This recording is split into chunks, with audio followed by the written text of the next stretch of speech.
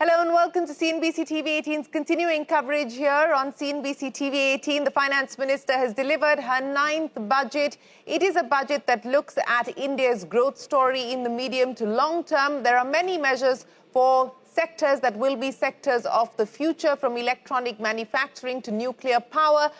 Tax more or less been left unchanged with the exception of the hike in STT on futures and options. There have been tax reliefs coming in for sectors that could be sectors of the future, like data centers and so on and so forth.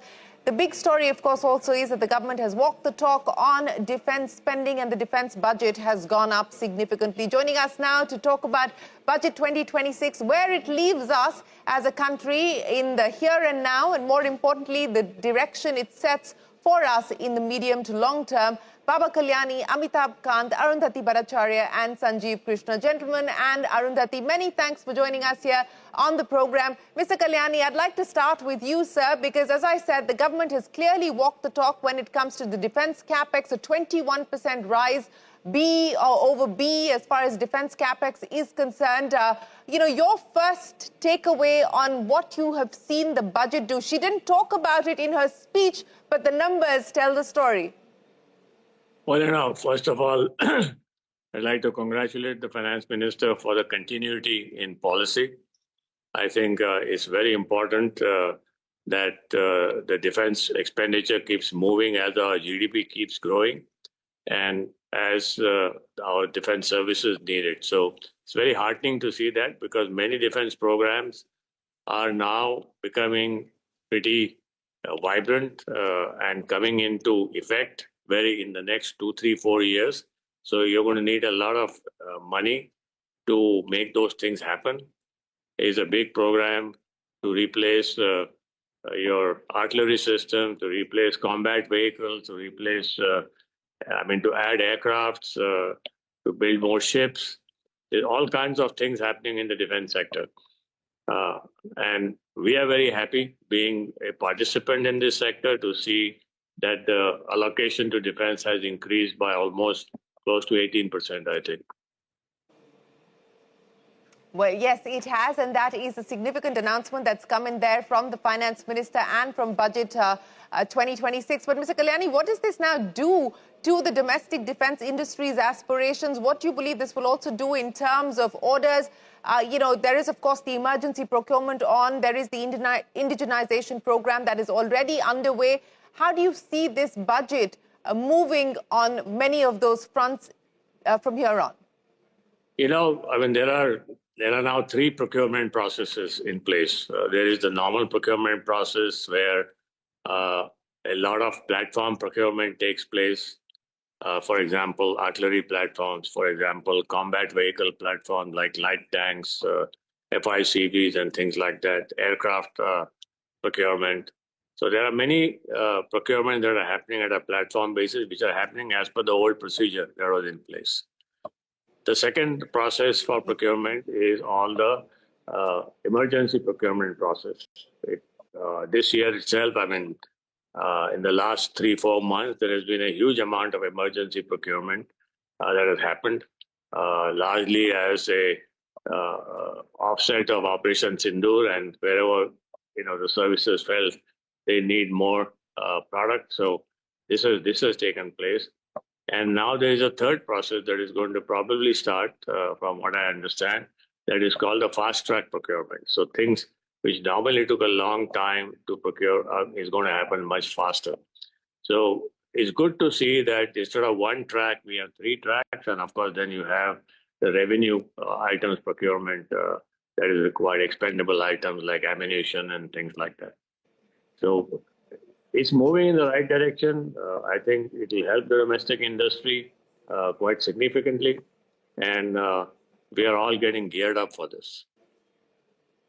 Getting geared up for this. I'll come back to you in a second, Mr. Kalyani, but let me bring Mr. Kant into the conversation as well. Mr. Kant, when we spoke earlier today, right after the budget speech, you said that this was a forward-looking budget. It was a reform-oriented budget. Now that you've had some time to digest the fine print, what do you think are the most significant aspects, the most significant announcements of this budget that foreign investors will take note of?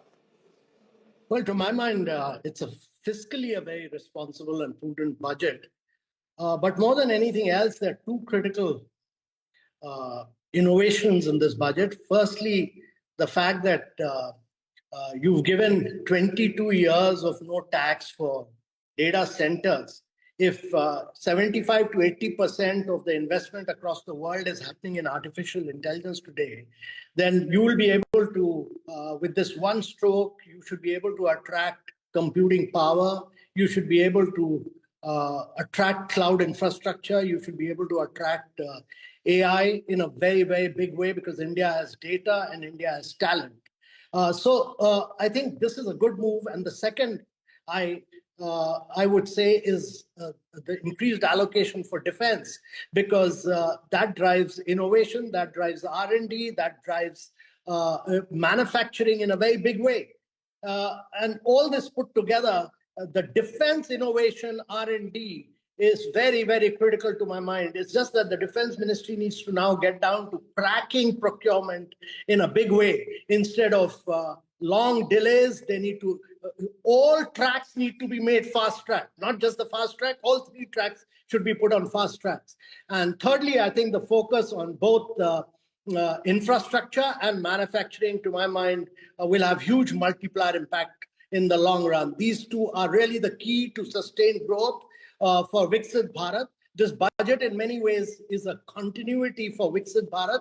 If India needs to grow at 8 to 9% per annum for the next 22 years, it can't do this without manufacturing. It can't do this without infrastructure. Both these have huge multiplier impact on the economy. And you need to take jobs out of agriculture, low-paid jobs out of agriculture, where 44% of India works, and move them into manufacturing, urbanization. So my view is that these new cities, 5,000 crores for cities for the regional cities, and the 7 high-speed trains should lead to a huge amount of smart urbanization in the coming years.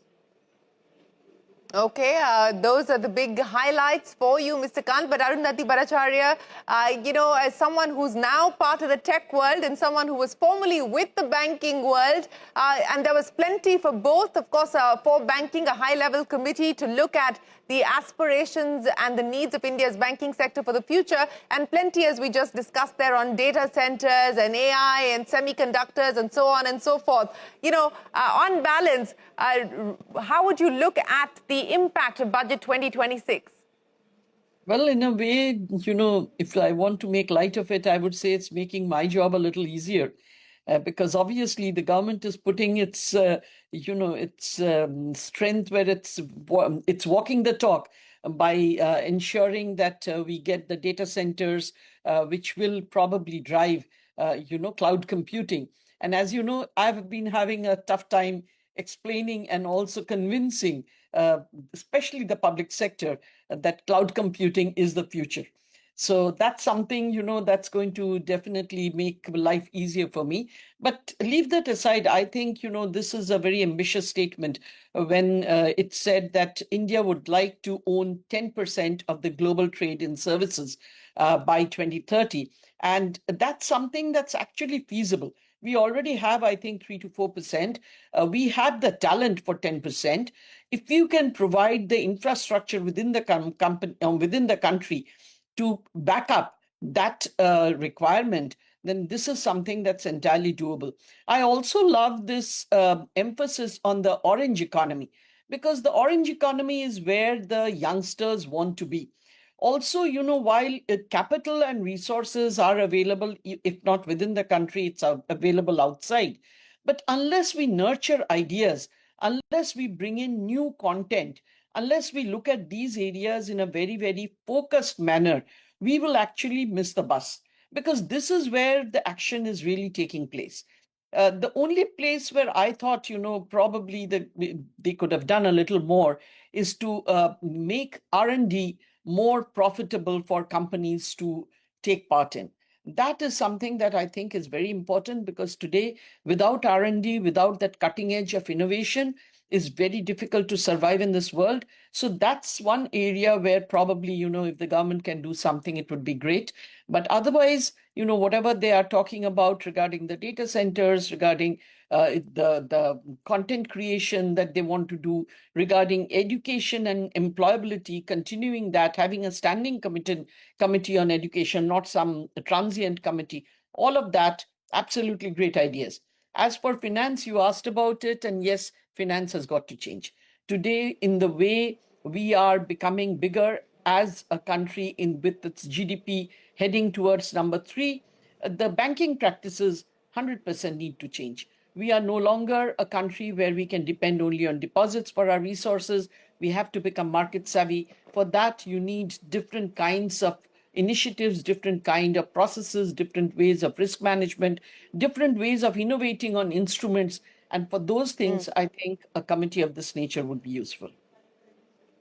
Okay, a committee of that nature will be useful. I just had the DFS secretary take me through what all this committee could potentially look at. Of course, the TOR, the terms of reference, have not been formulated just yet. Sanjeev, the big highlights for you, what do you take away? What are you going to be telling your clients? Well, I think first and foremost, the headline really is that there isn't like one or two things which this budget would excite us about. All structural things that we have been talking about, which can potentially solve and make India more investable, are actually there. I mean, look at, for instance, and we have already spoken about it, look at what we have done in terms of providing safe harbor to GCCs. GCCs, the services sector, is the biggest employer at this point in time, and the continued focus on making sure that those people who are employed in the GCCs continue to get upskilled, which is a whole focus on education, and the fact that there is complete clarity on the safe harbor provisions for GCCs, I think is a big one, and will make sure that our GCC business continues to get a further leg up.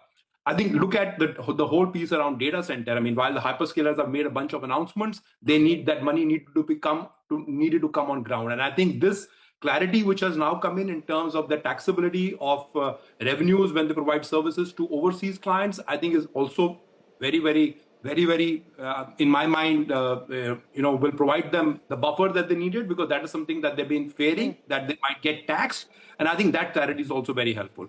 Two other aspects which are very, very critical to me. I think when we talk about our youth, we talk about STEM education and the graduates, etc., etc.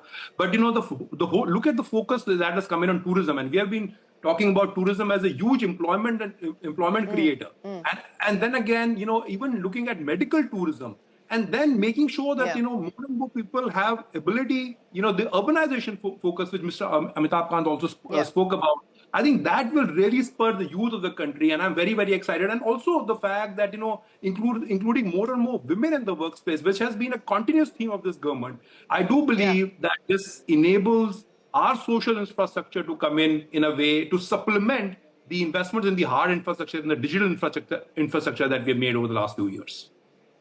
Mr. Kanta, come in on that. And, while we did hear the finance minister talk about training guides and so on and so forth, a renewed focus on tourism, but it was a big focus area even in the previous budget, and we're still waiting for outcomes of the announcements that were made in the previous budget. But, tourism, medical tourism specifically, GCCs, BVR Subramaniam put it very nicely, and he called it a services budget here in his conversation with me. Mr. Kant, how do you look at the many measures in that context?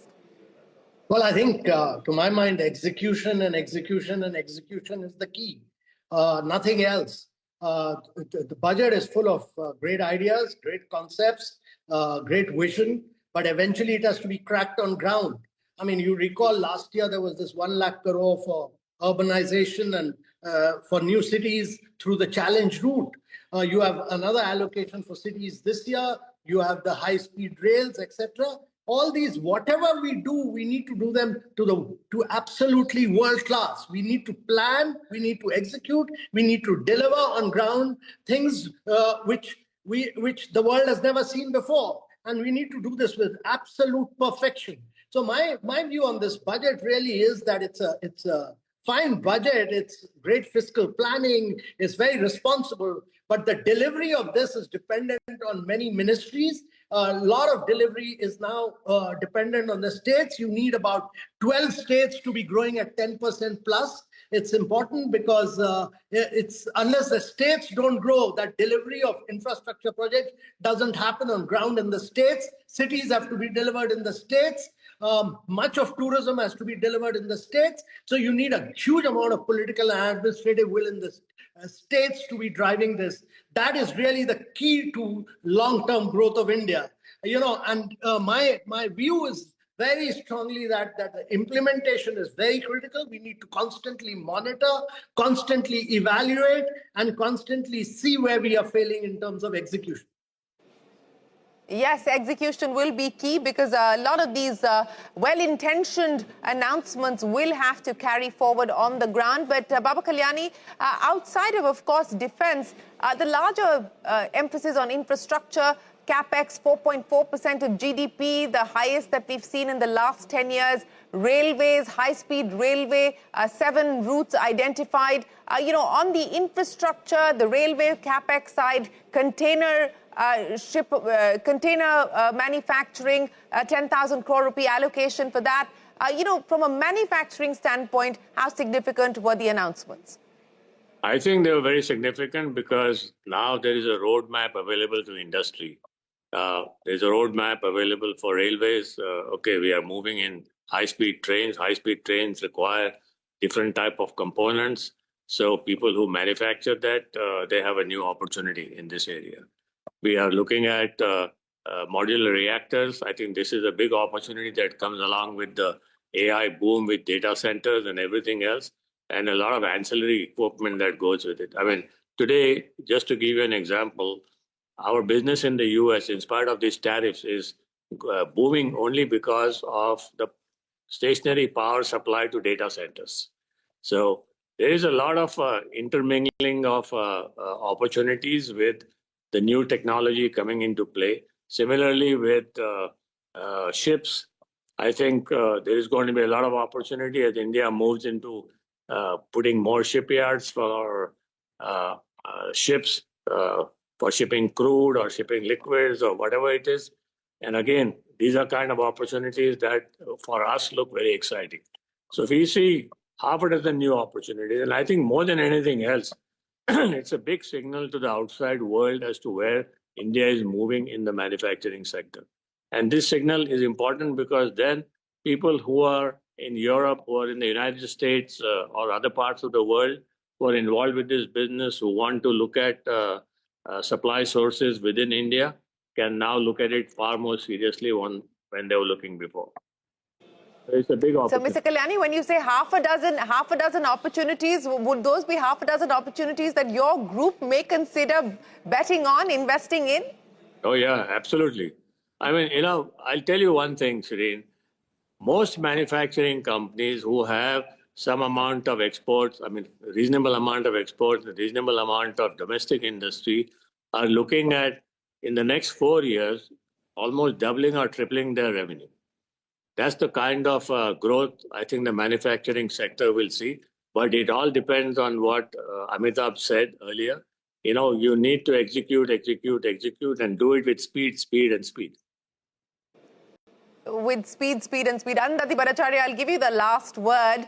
Do you think that this high-level committee on banking, and I asked the DFS secretary, he said we're waiting for the terms of reference, but do you think that consolidation will be one big aspect of it? And he did say that it wouldn't be fair to assume it's only about consolidation.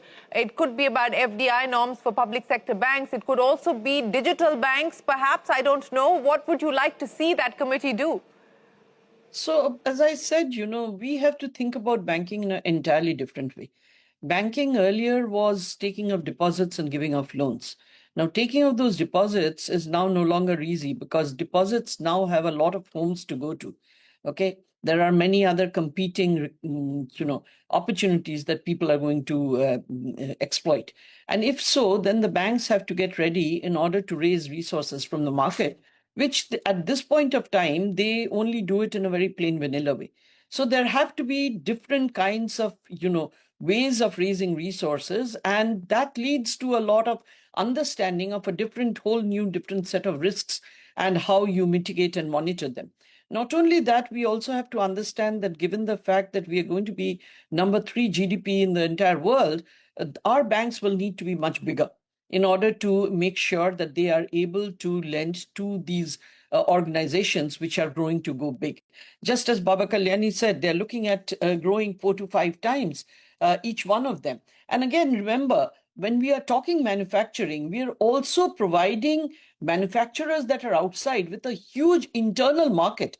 Domestic consumption, if you look at the waterways that are supposed to open up, the high-speed rail corridors that are opening up, if you look at the amount of internal usage or internal domestic consumption that will happen, that's a big hook for people to actually come and manufacture in India. So if you're going to be able to provide finance to all of these, what are the sort of rules that you will make for yourself? What are the kinds of things, the processes and practices that you need to have? And last but not least, what's the kind of IT that you're going to use? At this point of time, I think, there's a lot of catching up to do where IT is concerned. And therefore, this expert committee, I'm sure, will be looking at, amalgamation. That definitely will be one of the frameworks that they will work on. But it will also look at very many new ways of doing banking, including the usage of IT and what that should bring to the ability of the banks. Well, we will have to wait for that committee to be set up and then present its recommendations. But you've heard it, Baba Kalyani saying that his group could look at investing in half a dozen opportunities that have been opened up on account of some of the decisions that have been taken by the budget, especially in the manufacturing sector. Amitabh Kant believes that this is going to be a budget that will deliver on growth and draw in investments as well. That's the message there from Sanjeev Krishnan also. And Arundhati Bhattacharya believes the budget has made her job a lot easier. So gentlemen and Arundhati, many thanks for joining us here on CNBC-TV18 with your budget verdict. We are going to take a break, but the conversations are not done. We're back with you in just a minute. Parikshit Luthra takes the conversation forward.